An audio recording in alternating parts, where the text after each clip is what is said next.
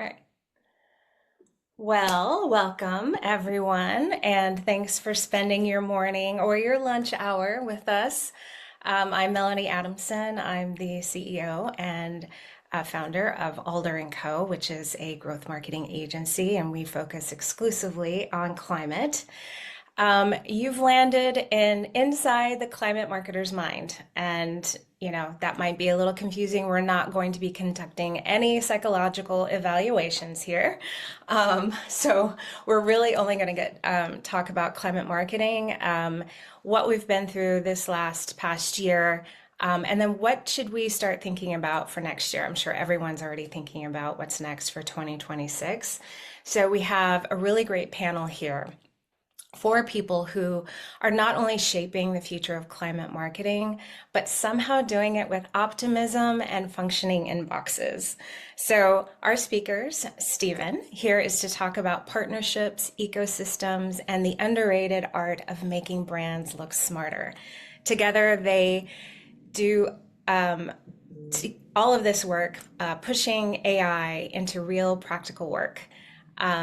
Marcus is the human translator between marketing, product, and executives. And if you've ever tried three teams to agree on growth strategy, you know it's basic wizardry. Whitney is our storyteller in chief. She's been watching climate messaging shapeshift over the past year and has thoughts on what's going on and what matters in 2026. And then we have Lauren, who is the brains behind media strategy in a world where channels multiply like gremlins. She's here to talk about creative ways to stretch a dollar, where to actually place your bets next year, and how AI is changing the entire planning and optimization game. So together, we're going to share what's worked, what's ahead, and how they're navigating the landscape. So let's go ahead and jump in. We are going to start with some intros. Marcus, why don't you go ahead and start us off? Great. Hello, everybody. Thanks for having me. Marcus and I, TM pronouns. I am part of the Alder team and helping with business development, new business development. I've been a go-to-market leader for about 18 years in the tech space, and just excited to be on this call with this wonderful panel. Stephen? Absolutely. Thanks for joining. So I'm Stephen Brisley. I lead marketing and strategy for Camus. We are a grid software company, very much into the enterprise B2B space, selling to large utilities, data center developers, solar developers. And I'm excited to be talking about what has been my experience helping to build a fairly small function into trying to help our brand and our name appear bigger than we are. And so AI is a great tool for that. It is not a silver bullet by any means. And so excited to talk about what's working and what's not. Whitney? Hi, I'm Whitney McGorum. I've been working in strategic communications for more than 12 years, mostly at large PR agencies. But the past few years, I've been focused really specifically on the climate sector. So I work with the team at Alder to support their clients, as well as some other startups and organizations across the industry. So my specific area of expertise for this panel within the broader marketing ecosystem is really on media relations. So helping brands, as Mel said, tell stories and secure that earned media coverage. All right. And Lauren? Hey everyone, I'm Lauren. I'm CEO of Left Hand Agency. And I sort of piggyback on what Whitney does on that. Does the earned media. I do all of the paid media planning side of things. I really focus on developing strategies that look into this like really fragmented media landscape that we have and find a way to focus your messaging in a way that's going to get attention and be in a contextually relevant place. And basically, we work with in-house teams and creative agencies to make sure that all the great work that they're doing is being visible and compounding over time. Awesome. All right. Well, everyone, I see all of our participants. Feel free to share your LinkedIn in the chat, so you can, get to know everyone on this call. Also, we're going to have Q&A. Start putting your questions into the chat as well, and we will be tracking those so you can ask questions directly to the speakers. And so I'll go ahead and start us off with some questions. But if you have a question, just go ahead and put it in the chat, and we'll be following the chat as we go. Okay. I actually want to start off talking about messaging because I feel like that's one of the things that we've seen the most change over the last year. So, Whitney, for you, can you talk a bit about climate messaging and what's changed and what you can expect heading into 2026? Yeah, absolutely. Thanks, Mel. I think my thoughts on messaging would be that anything over the top is out and good riddance, right? So that means like number one, no more doomsday framing, the world is ending, we've waited too long, and no abstract eco speak, right? So like that fear-based messaging, while well-intentioned, it just like has proven to really not mobilize people, right? It shuts them down instead. The intention, like I said, is good, but the psychology is just wrong. And there's a lot of smarter people than me that have proven this. A little plug for Catherine Hayhoe, if anyone follows her, but she talks really eloquently about this and the need to frame things in a more positive way. So I think that's why we're seeing now such a rise in like the solutions oriented storytelling. As a media example, I think the Associated Press does a really good job of this. They certainly still present the data and the compelling urgency, but they lead with what's working and like who's shaping it. So I think that's a good note for brands as well. And yeah, I mean, I think it's super relevant for B2B.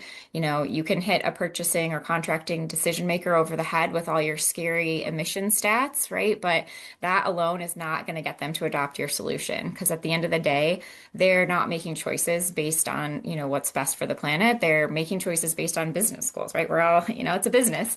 They need to be able to show their C-suite that your solution helps them cut costs, make logistics more efficient, de-risk supply chains, whatever the case may be. So that's kind of my thoughts on like the doomsday. Second, I would say that we are done with we're overinflated buzzwords and green eco speak. It just triggers skepticism.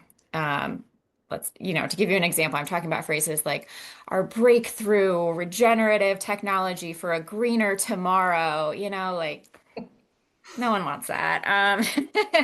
And honestly, I kind of feel like meaningless climate gibberish has been tolerated like too long in this industry. Like maybe because we're all nice people and we're trying to be supportive of people just like figuring out their messaging. And we're like, yeah, okay, you can do this. But anyway, I think the market is just much more mature now. And I think your buyers are smarter and they can spot that fluff. And there's a million other companies out there trying to get their messaging across. So I think, those buzzwords have really become like a liability and you just won't be taken seriously in 2026. So just to wrap up, I would say what audiences really expect now is authenticity and simplicity will be the baseline. So companies that can explain their value clearly, like I'm talking 10 seconds on your website, they should know what you do.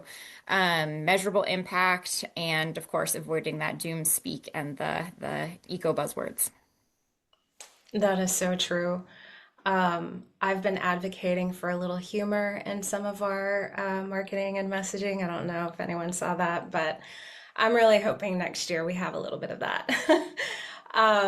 So speaking of channels, brand partnerships, not new, but this is for Stephen actually. Want to talk about your role in partnerships and how Camus has been effective with marketing in that regard. And feel free to, toot your horn today because there's been some pretty fantastic news coming from Camus. Yeah, totally. And I will second that Whitney's point about like you have 10 seconds or less to kind of get the point across. Like that is the world we live in now. And I think when we are even just looking to 12 or 24 months ago, there's just a lot more noise. And I think some of that is AI, some of that is just like the market isn't quite as good, so everyone's trying harder and harder to be able to break through. And the result is that it gets more and more difficult to be able to have a message reach the audience you want to reach. And so it's as important, or if not more important than ever, for that to be really clear.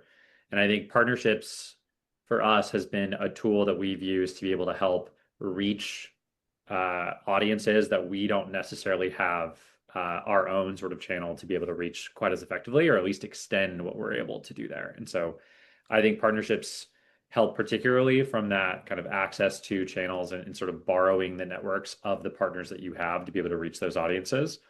I think it's also really helpful from a for a small team. Like I'm a team of I joke it's like a half FTE on marketing because I wear a couple other hats that steal a lot of other time. And so between that and a couple of support, it's very difficult for us to be able to do all the things we want to do. And so partnerships allow us to be able to not have to rebuild all of the channels and the tools ourselves to be able to do that. And so both from a extending reach, making it possible with a small team, and then I feel like the other part of it is like we, as any kind of small company in a space with a lot of legacy incumbents, which is very much the case in the like utility in many of the climate spaces, there's a lot of value from being able to have multiple parties saying the same thing. And so one of the most important things, like today, for example, we have a big release coming out with Google, with Princeton University Zero Lab, and a company called Ncord. And Camus and Ncord are both like grid companies, like startups. Some of the folks know us.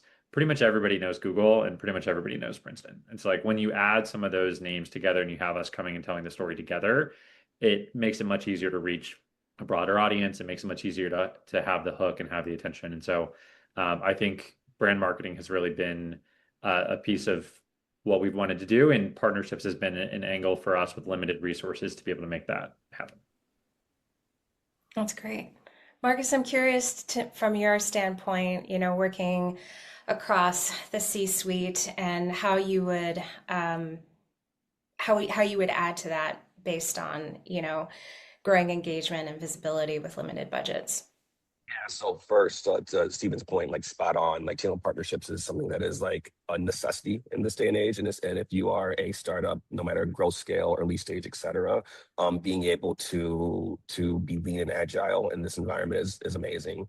I think that you'll see more like as budgets are tighter, as you're trying to do more, it's just something that's going to keep growing and enhancing from that standpoint. Also, just when you're thinking about the overall executive team, et cetera, the different business functions, how are you able to make sure that everyone is aligned on one measurable outcome so that we're able to actually map those dependencies between those departments into real outcomes so that they're actually real and attainable.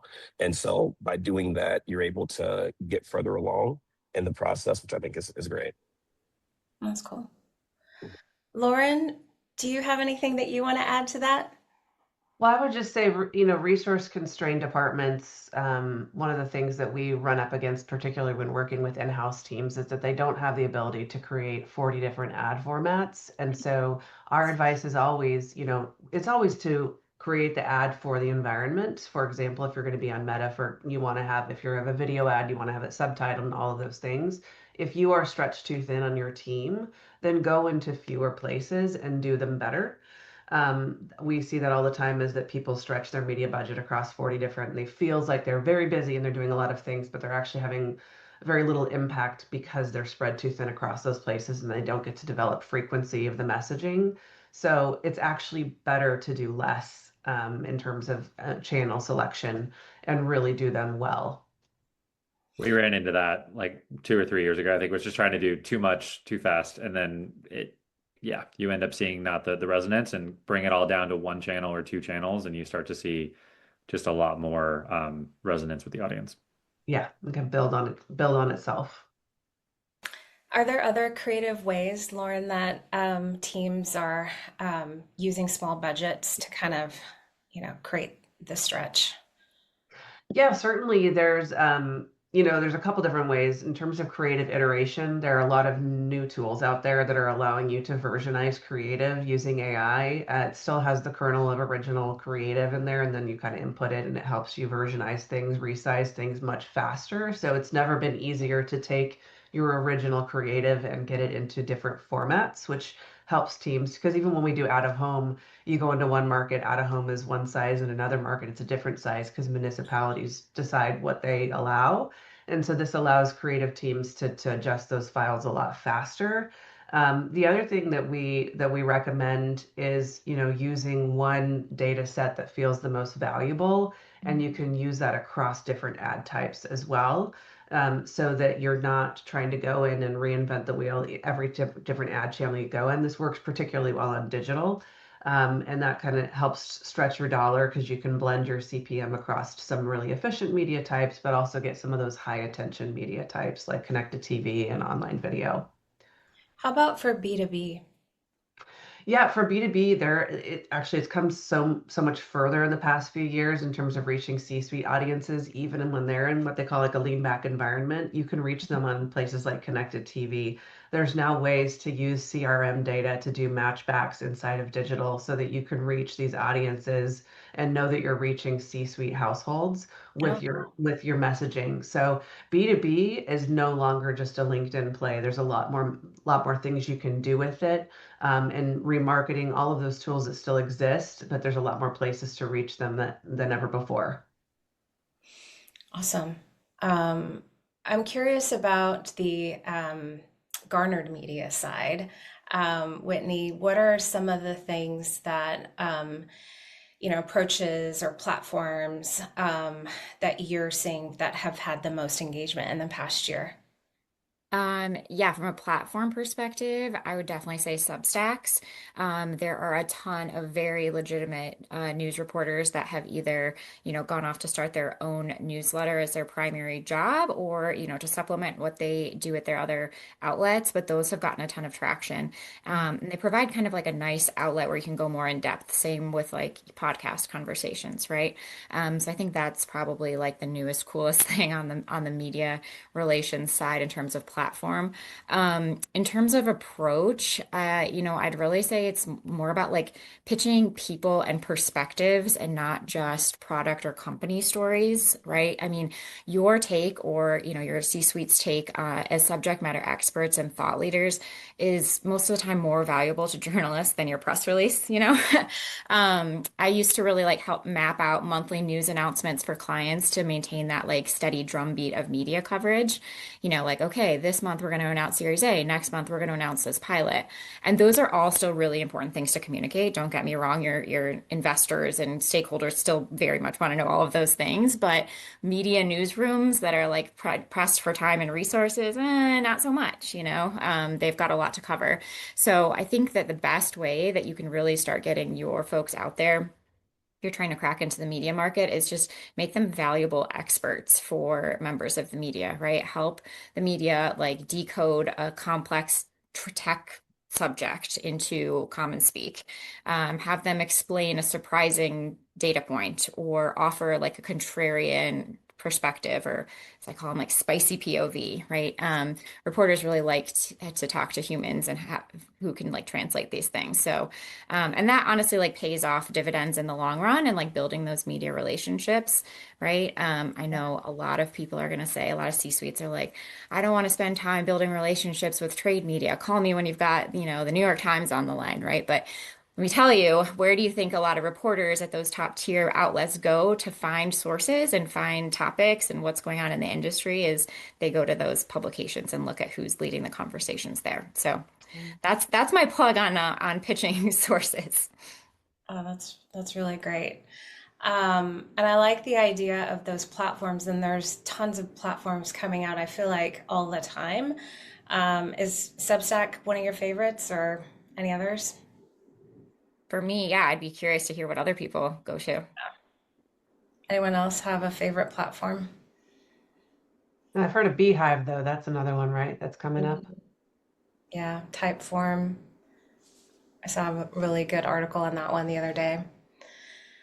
So speaking of tools and platforms, this question I think would be really interesting, Stephen, for you to talk about some of the AI tools that you've been using specifically. Yeah, so love to hear your perspective. Yeah, and I saw a question coming from Eric, which I just poked to about execution, and I want to make sure that that question comes back through and gets that way you're able to address it Okay. as needed. But as we're thinking about tools and AI, what this looks like, one, it's like kind of an overwhelming suite of options, and this I actually find that like AI is earlier in this stage of like what Whitney was talking about earlier of kind of like grand promises that don't actually mean anything. And so it makes it really hard as someone who's trying to actually just like buy a tool to do a thing to figure out like which ones are going to work and which ones are not. And so we've tried a whole bunch of different stuff that I've thrown away within like 2 days and been like, okay, this isn't going to work for us. But there are, I think, a number of AI-based tools that we have used. And so I'm happy to kind of do a real quick run through. And then if people want more questions on it, we can talk more about it. Or if other folks here have used some of them, would be curious for folks' thoughts. So um, broadly, I think every time that we find that like some of these tools are useful is when there's like a very specific pain point that we're trying to address. So a few quick examples. One, like right now, as a small team, we're trying to revamp our entire website for a change in positioning for the company throughout this year. And so that means like a pretty strong set of like our audience is slightly different, our messaging is very different, all of our creative has to be different, but that takes forever to do in addition to doing all these other pieces. And so we've been trying to run a pretty streamlined process that uses, like I've been using ChatGPT as my sounding board to then help me use some of these tools in a way that's much faster. So Reloom is, for example, a tool that does AI-based wireframing and like basically structural design for the website. And so I will use ChatGPT, tell it like how I want the website done. It will give me prompts. I put those into Reloom. It creates the whole website structure and then iterate through that to be able to make that work. It also provides copy, and the copy is not great. So you need like real, thoughts and insights and working with folks to be able to help pull some of that in there and have to do that. And then there's like, okay, we need visuals. So Photoshop and Canva have been the two AI based or kind of like AI augmented tools that I've used the most there.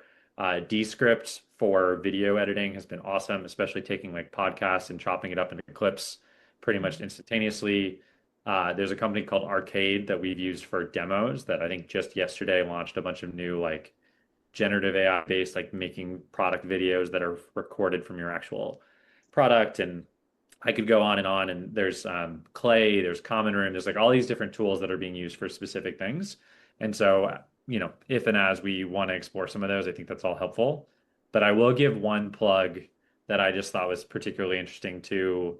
There's about a 30-minute TED Talk targeted towards product marketers, but I think it's useful for marketers more broadly from Sharif Karmali, who is the product marketing lead at Atlan or Mm. Atlan, something like that. He's actually a professor I had when I was in grad school at Berkeley around storytelling, and it was like my absolute favorite class. And he has this entire piece is all about how can marketers use like what does a kind of an AI native marketer look like, and what is the role AI plays, what's the role that humans play, and how does that change throughout the different processes you're creating content or as you're trying to work on automated kind of approaches or campaign development, all that. So if you're looking for like a fun like listen to on a walk, etc., that's a great one, and I'm happy to help share the link or provide it to the Alder team to share the link later.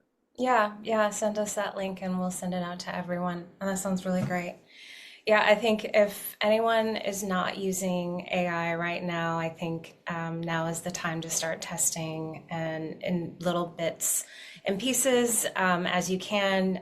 It can be overwhelming, and but I do recommend everyone start testing and playing with it. Anyone else, Marcus? I know that you definitely are a user too. Do you want to add anything to that? So, plus one to like ChatGPT or or Claude or anything like along those lines. I think it's great just to get your ideas kind of like sifted out. I also use a lot of different things like Bolt if I'm trying to build some kind of like app on our website or app. If I'm thinking about the design, I start with like Bolt or Emergent. Clay is one for marketing and sales. I definitely am using that as well. There's one that I've looked at lately called Clarify AI, which is more on like the CRM side of things, so it can connect to the marketing and sales aspect. So I've been using that more in the past 2 months or so, and liking how they're keep building out that product. I mean, I have a ton more, but yeah, those are the ones that I've been messing around with lately for the most part. Okay, great. No, I would add too, not so much a tool used on the front end, but more of like an outcome on the back end is optimizing for large language models like ChatGPT and Claude, et cetera, and understanding, when you ask it a question, who's the leader in this industry, right? Where are they getting their results? And the current understanding is that a lot of that is really pulled from third-party media sites. So another good reason for translating your messaging into stories in the press, because that's largely what's used to pull in for those outlets. That's a good point, Whitney. We're talking a lot to our clients about not just SEO, but GEO, which is Yeah. generative engine optimization, and making sure I even do it for myself. Like I'll say, like, tell me about a media buying agency in Portland, Oregon. And if we don't pop up, I'm like, tell me why we didn't pop up. Like Yeah. I ask it questions of like, what's going on and everything. We're using AI agents on our side of things. There's a program called Marblism that just came out that's more for like biz dev and for small businesses because we're just a business of nine. And so it's sort of extensions of the team and helping with some tasks and stuff. And even freeing up some of that time for higher value time for myself is huge. So for marketing teams that are small, it can be helpful for content creation on social and just being more present. I use it for reminders, like, hey, remind me to email this person tomorrow. It's like it's fantastic. I love that. All right. Um, so we've talked about messaging, we've talked about channels, we've talked about AI and tools. Thank you for the questions. Let's get more questions. If you have any, please put them in the Q&A box. But I still have a lot of questions too. So Marcus, curious from your standpoint, in terms of growing engagement, because you have an interesting perspective in that you're really on the growth marketing side of business development, working in those on the sales side essentially. So tell me about some innovative approaches that you're using after just, speaking on some of the tools you're using, but some strategic approaches that you're focused on. So some of the strategic approaches I think that still work are like, workshops. I'm a big fan of workshops when you are one, able to speak directly to what your customer, the pain point that they're experiencing, and giving them kind of like a lightweight version of how to solve that pain point is one of the things that I do with a lot of my clients today. And it seems to be working very well just from a standpoint of like now you're not only looked at as like, hey, this is a product or service that we can build off of, but me as a person as a thought leader in this space, and so it's giving me more credibility that way. So making sure that individuals, our businesses, are starting to do more of those type of things are important. I mentioned LinkedIn based off of Eric's question a bit, just from a standpoint of thought leadership, being able to just talk specifically to your customer or prospect from the B2B standpoint. And the reason why I think that's still important, even though there is a shift in this market, is that you're the buyer is more educated today. And so before they're even coming to you with anything, they're going to go online and research what you're able to do and how do you show up and what you're talking about, et cetera. And so by having that presence online, I use LinkedIn primarily, but there are another of other areas. Then at least they're saying, okay, Marcus or team are addressing these issues. Let's see if we can reach out so that we can make something happen, or if they can help us out in the future. That's great.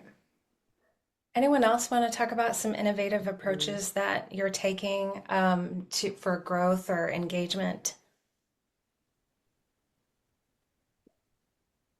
I think one piece that it's maybe a smaller piece, and I don't know if other folks here are doing the same kind of approach, but we have really seen that the kind of traditional like MQL, SQL, like lead funnel approach, some of the metrics around like I'd say like more like vanity metrics around like impressions and visibility. So some of that just like with bots, with like the way that people are buying, like it's just less of a good signal. And so trying to think about like we've really tiered up around having our mapping our entire audience there, basically the entire like addressable market that we have, putting those into various tiers for like these are the ones that the sales team is most focused on. Like this is the top of our most important list. Then these are all the ones that like we're going to be tracking and marketing and actively pursuing. And these are all the other ones that we want to know if they're engaging with us at all. And then really looking at that like account level signaling and saying like how can we pull whatever data, whatever information we can to show whether or not we're reaching these folks, and then not worrying as much about the rest, like total website visits, this, that, like whatever it might be, and really being like, are we reaching the audience that we need to reach with our message? And so I think that like sort of tiered based approach and really trying to zero in, especially how we're tracking and how we're looking at engagement to be for a particular audience, I think that's actually been really helpful in us. And it's also led to like better content, more kind of focused messaging because we have one audience in mind and we aren't as distracted by the bigger swings around sort of engagement. Steve, I had a question about that. Do you all also track then, are you like based off of the account base, are you still tracking like the conversions of like revenue and sales based off of that? Yes, so it's pretty much all like pipeline by the account level, which we still Yeah, obviously are getting like contact level information from everybody. But primarily that's where like we used Clay to be able to map all the accounts within it and then all the individuals gotcha. that we could try to do that really quickly. And then that's where like Common Room is the one that we're testing now as like a tool that helps tie some of those signals in from various different sources. So LinkedIn, our website, HubSpot, email marketing, whatever we can do. But there's still very much like a need to have like the broader sort of understanding of like our share of voice versus our competitors. But I Mhm. think having that tiered lens for the accounts, especially is helpful on that like marketing sales partnership side to make sure we're Mhm. focused and like we're understanding what that looks like. And our sales cycle is like 2 years, so it's a Mhm. little crazy from the standpoint of like, marketing signals to revenue. But yes, that ties there. I mean, Thank you. that's exactly it though, like Stephen, and we call them directional metrics on our side of things of like we know this is moving things in the right direction, but when you do have a sales cycle that long, you're certainly not going to close all these deals within a year and training everyone on the team to expect that that is not going to be a year end goal is the same thing as brand building. It takes time, and so sometimes it's directional metrics are the best you're going to get for right now, and setting expectations of when you're going to finally see those conversions occur. That's a lot of the discussions that we have with our clients about patience, which is really hard when you have Right. a CFO who wants to see it show up right away. Yeah, and investors too, right? Yeah. Yeah. Yeah. Yeah. Anyone want to say anything else about KPIs or how you're tracking um, wins? Just curious. Okay. One thing I would say is that just you just want to make sure that you're keeping your eye on the pulse, like keeping like this because it will change over time. And so whatever those nuances or those changes may be, you want to see if you capture those so that like maybe we need to change our strategy, et cetera, especially if you do have a longer sales cycle. So just making sure that the data that you're capturing, you're able to pivot or change it slightly if the market is telling you such. Nice.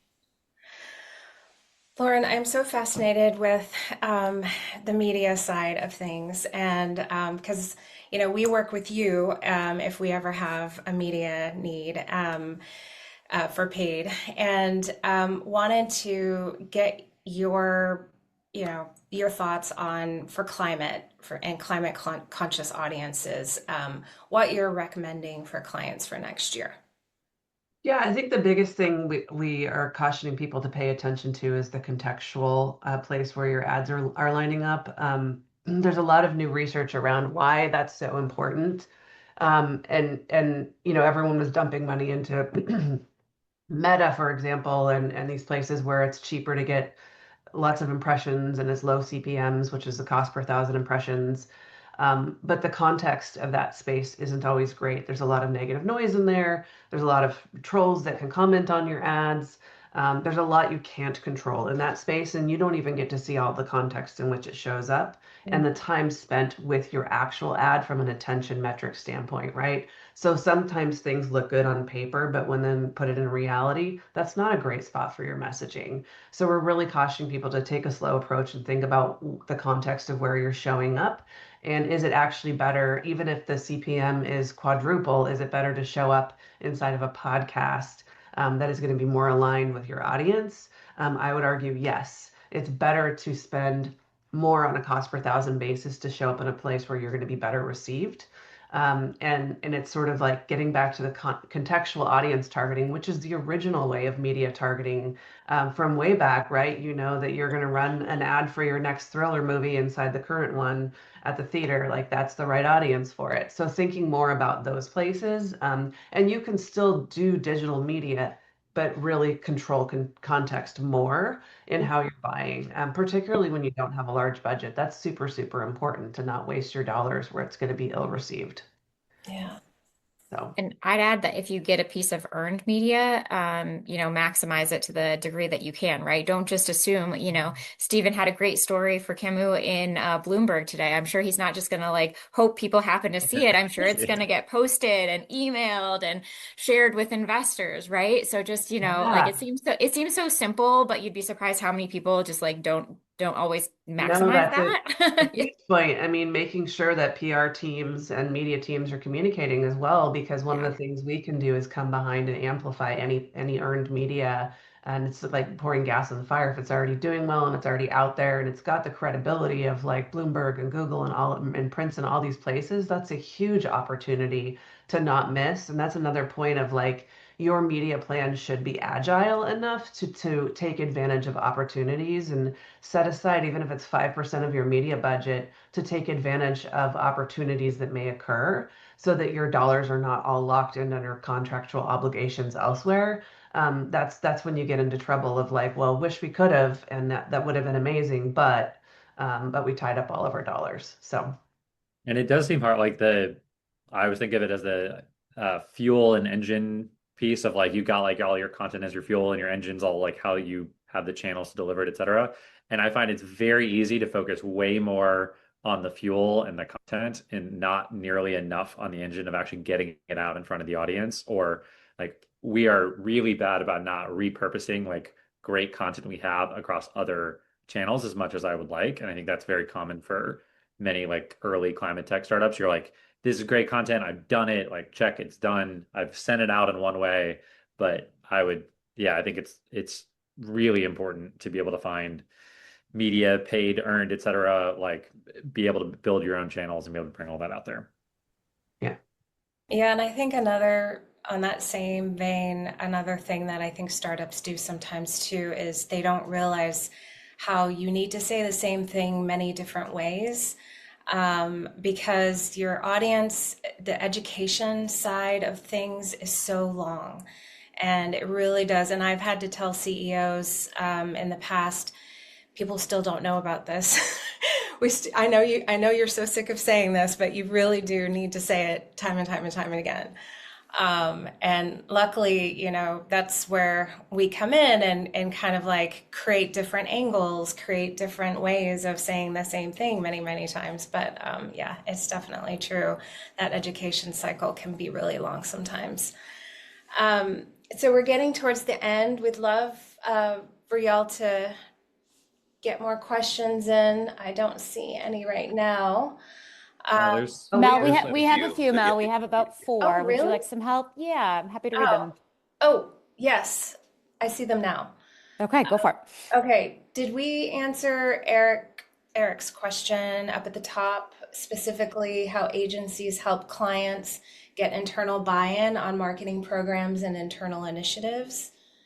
Rolling it out when it comes down from the top and execute with people on the ground level and actually lands. Not sure if that's still too broad.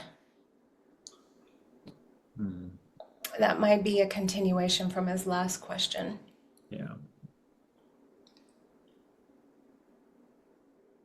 Yeah, I think this like the concept of like how do you get buy-in, and like I might extend this slightly to even like executives or like other like folks who are not necessarily um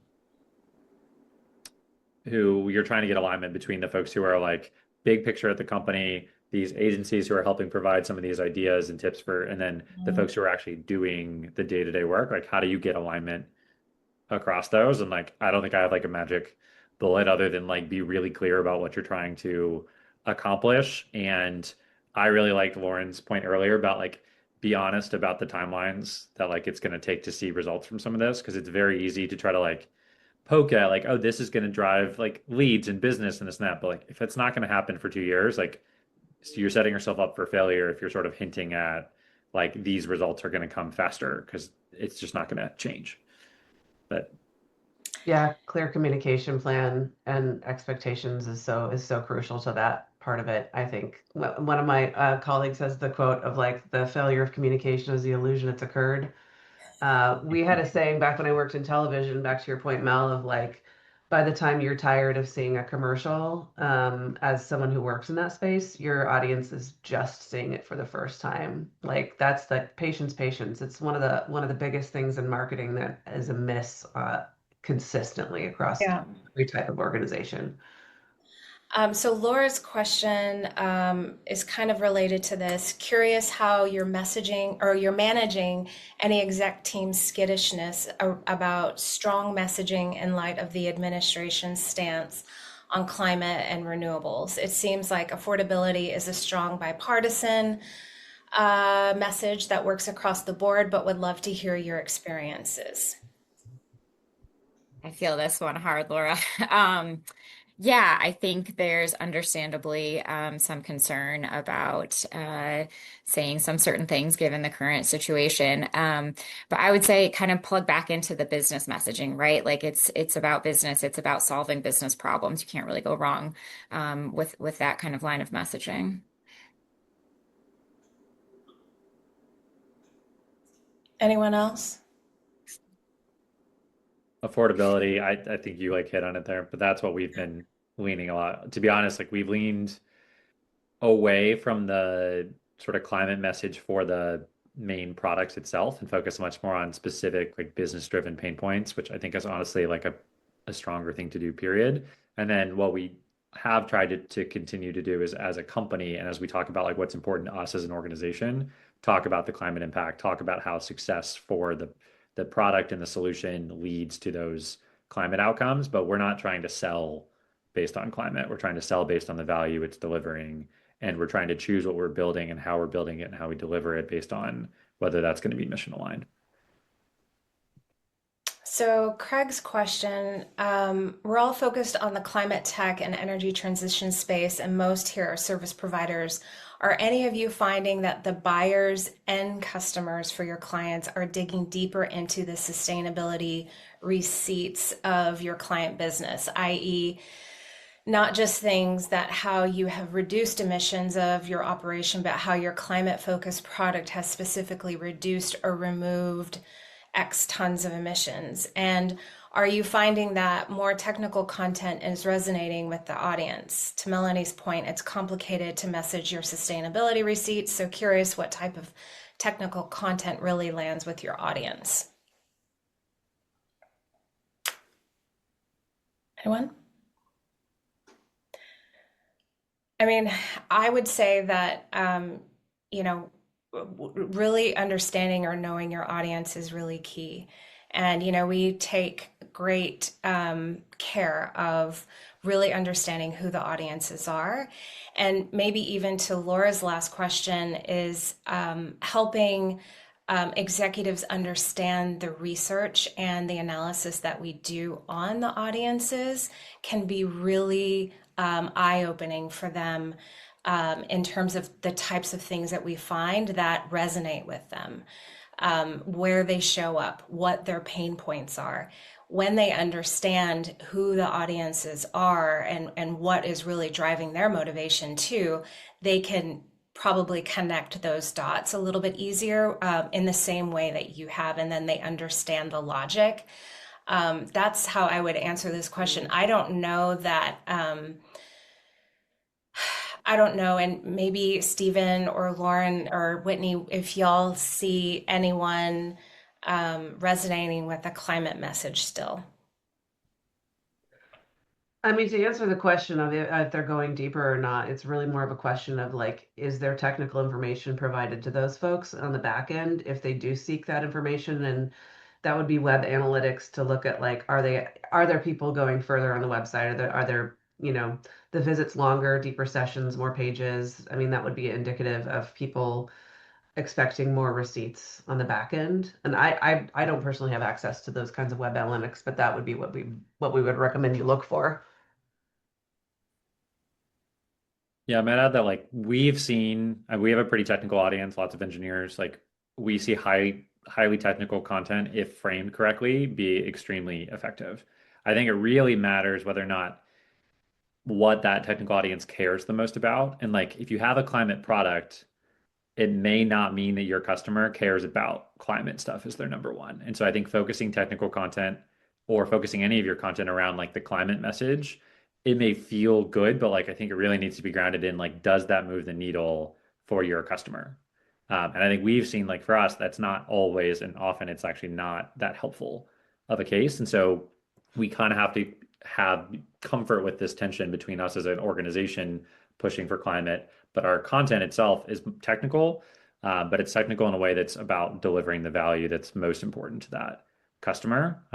One like very tactical thing that I think we did see work well. We had like a very specific technical feature around like AI-based forecasting for like meter level, like every household electricity usage. And there's like a lot of technical that came in both on the like how the machine learning worked and also on the utility side. And we knew there were some audience wanted that level of detail, but most audiences were going to be like, I don't know what this is talking about. So when we built stuff, we built a basically like business value blog that explained like what the feature was and why it mattered. And then we linked from that to a technical content. And so we were able to basically choose between, and our sales team could choose between those two pieces, or you knew that the engineers were going to click. And we saw a lot of folks click through from the one article to the next. Great. Okay, I'm going to go to Brigitte question. How are you guys addressing the increasing presence of bots online when you do your metrics? In other words, how do you filter for real human traffic and responses?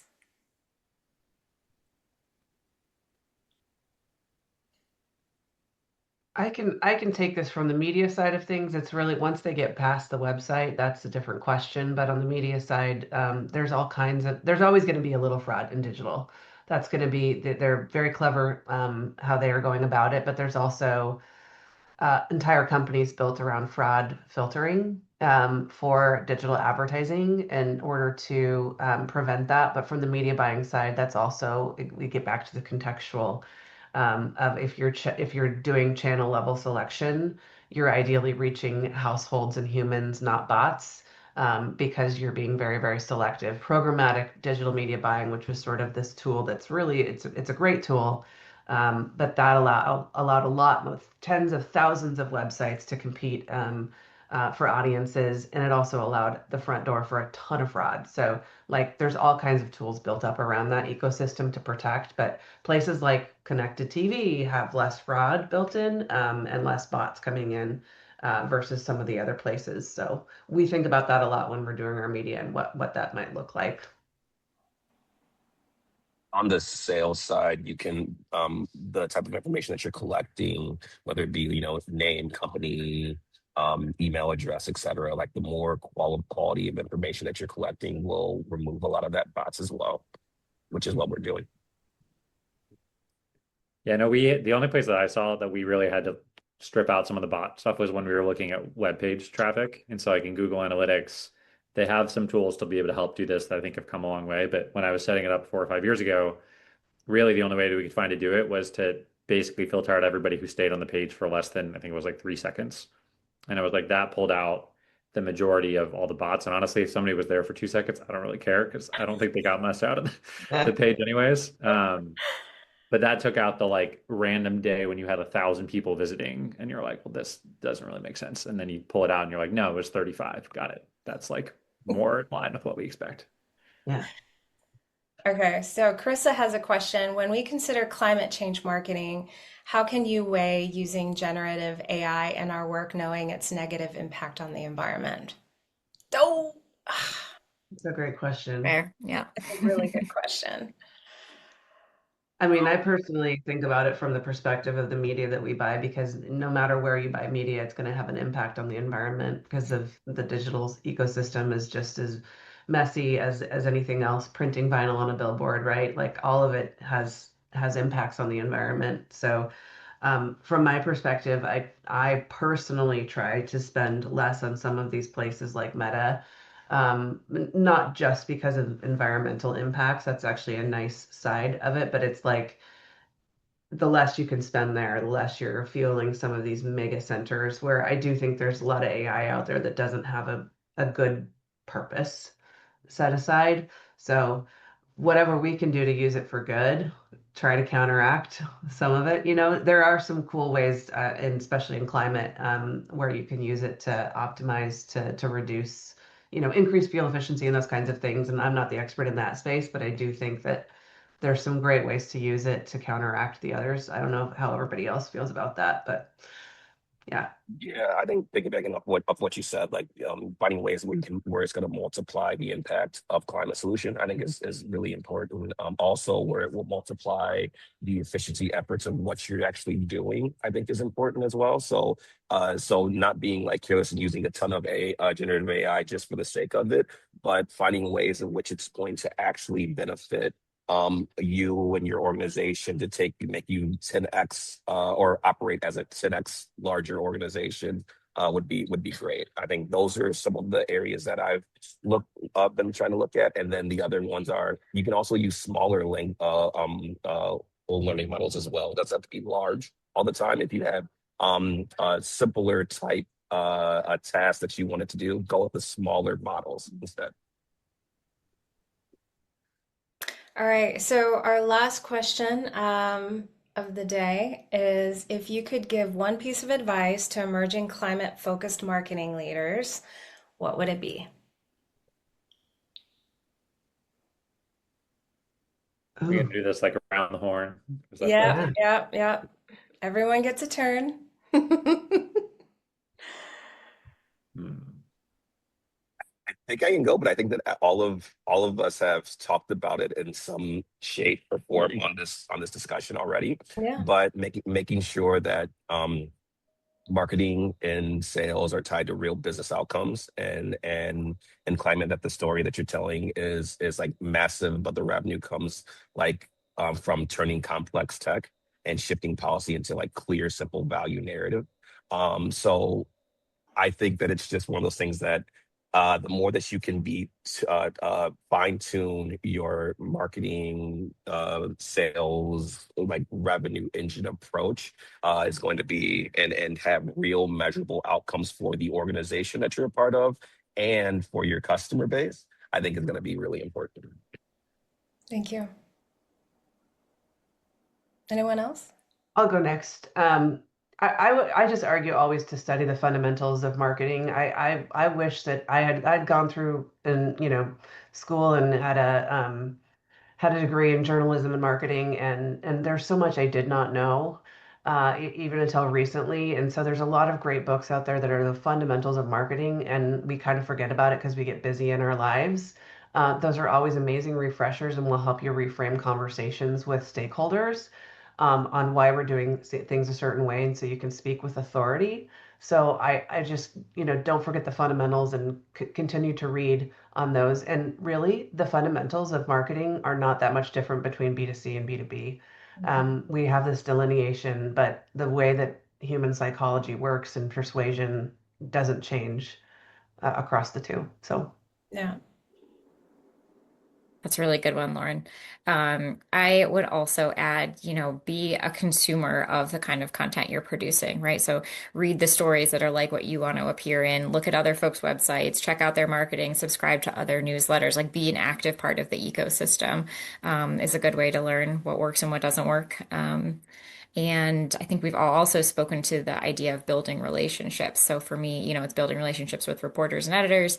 For you guys, it's building, relationships with partners that can add to your ecosystem, do webinars with you, et cetera, et cetera. So I think an overall theme for 2026 is, more partnership and relationships. Yeah, I might close with I think this ties a little bit to some of the points that have come up and some of partially Marcus's point here a little bit ago, but I think focusing on real pain is a very important piece. And like Whitney had sort of alluded, I think early on, that we're almost, or maybe it was Mel, on like we're almost like too nice in the climate tech space. We're like, yeah, that message, like it's good, it works, etc. But like being nice is not necessarily being kind. That's like what, and like the kind thing to do is to be honest about like resonates until like to really focus it. And so there's this like painkiller, not vitamins concept that I had learned really early on in my career. And like that is something I keep coming back to of like if it is a vitamin, if it's good for you, it's you might sell it, but it's still going to be just like a lot harder to find success. But if you're able to really have a painkiller and focus on the pieces that are real pain, like that is what allows you to see traction much more quickly. And I don't think it has to come at the sacrifice of the climate goals and the sustainability outcome you want to come, but focusing within the marketing on the pain, that to me is, I think, the thing I keep trying to take in mind and keep in mind, especially as there's just more and more noise out there. I could not agree with all of y'all more. Thank you for being here today and being a part of our community, the Alder and Co community. Really appreciate each of you. I'm so grateful that you're part of this and helping us grow the climate community. Thank you all for attending. Hope you have a wonderful day, and we will follow up with the video along with the questions if they were in the chat. And let us know how we can help out. I'm happy to meet with anyone before the new year to have a free consultation. I'm happy to have a chat with you, so you can reach out that way too.